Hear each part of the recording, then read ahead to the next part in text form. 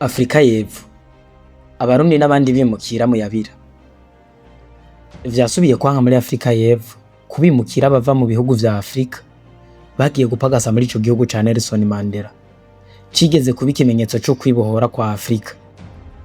Operation Dudura, iri zina uryumvise ubwaryo rirateye ubwoba. Dudura n'umugwi ukora igikorwa co guhiga, komora no kuboreza igufa abanyafrika babimukira, catangujwe mu 2021. Dudura n'umugambi watanguye mu 2021 ugamije kwirukana abanyamahanga, ariko mu vy'ukuri wahindutse umuhoro utema abirabure bagenzi babo. Ubu uwo muhoro wongeye gutemagura no kuduza amakari mu mabarabara yo mu bisagara vya KwaZulu Natal, Western Cape Town, Johannesburg. Ibintu vyacitse, amabarabara yuzuye ivumbi, umunyota, amaraso. Womengo n'imbwa zariye amavubi. Abanyafrika y'Epfo bimvukira bagenda baraca mu bibanza bitandukanye, biyica, bakubita, basambura, basahura, bamenagura, bongera baturira ico bahuye cose cegukira umwirabure akomoka mu kindi gihugu.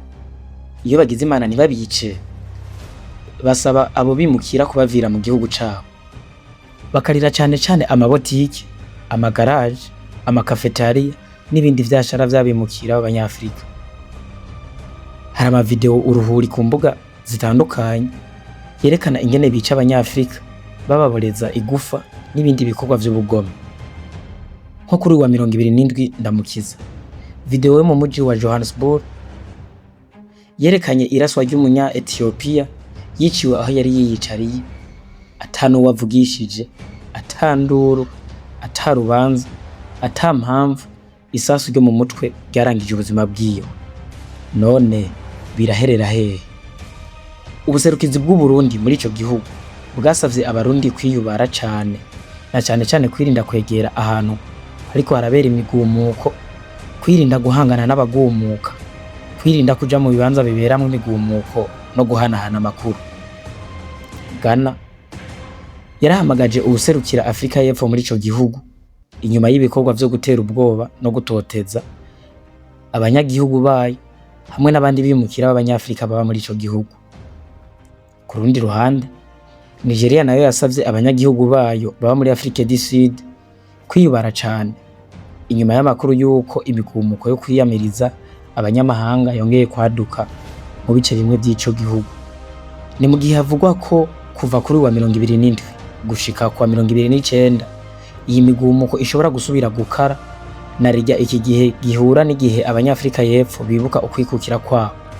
Igihe cyari gikwiye kuba ico kwibuka ubumwe, cahindutse ico gutandukanya. Igitangaje nuko uwo muriro utajya bose.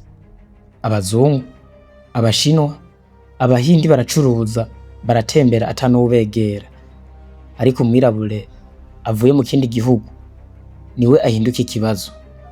Jacinta n'umukenyezi mwiza akiri muto, ariko uburongozi bw'iyo migumuko yumvikana afise agashavu, akavuga ko badakeneye abanyafrika baba abimukira muri ico gihugu. Ati, twabahaze, aho gukosora ibitagenda neza iwanyu muza muriruka hano. Ico gihe caraheze. Abanyafrika benshi bagatangazwa n'ukuntu abo banyafrika y'Epfo barangwa no kwanka bene wabo babirabure nkabo, mu gihe ubutunzi bwinshi bw'ico gihugu nk'amatongo yibereye mu minwe y'abazungu.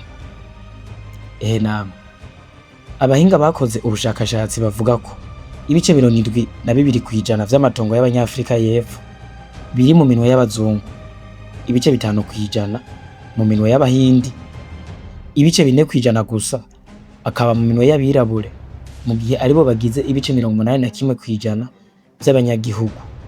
Bati, mu vy'ukuri abanyafrika y'Epfo aho kugwanya bene wabo b'abanyafrika bakwiye kugwanya abo bazungu, kuko nimba bari mu bukene, uruhara runini ruhagaze ku munyafrika gusumba ku mwirabure mwene wabo.